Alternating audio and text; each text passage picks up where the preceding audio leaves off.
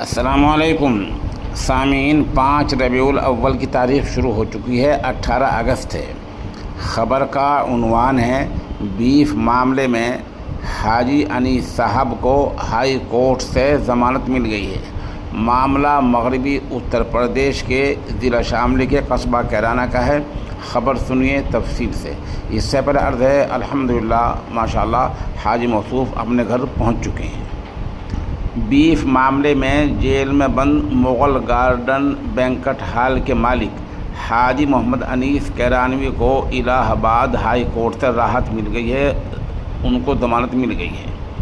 یہ واقعہ 18 جون کو شب میں پیش آیا تھا۔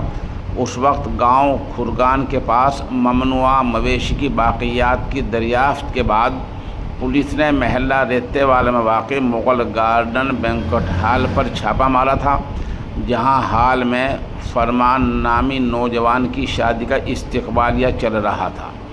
پولیس نے گوشت تیار کرنے کے اور کرانے کے الزام میں دولہا فرمان اس کے ماموں سلمان کو گرفتار کر لیا تھا۔ اس کے بعد بینکٹ ہال کے مالک حاجی انیس کے علاوہ دولہا کے والد فرقان اور کھانا پکانے والے خلیل آفریدی، اشفاق، ذوالفقار اور صادق کو بھی گرفتار کر کے جیل بھیج دیا گیا تھا۔ ایک اور ملزم صابو قریشی نے عدالت میں خود سپردگی کر دی تھی۔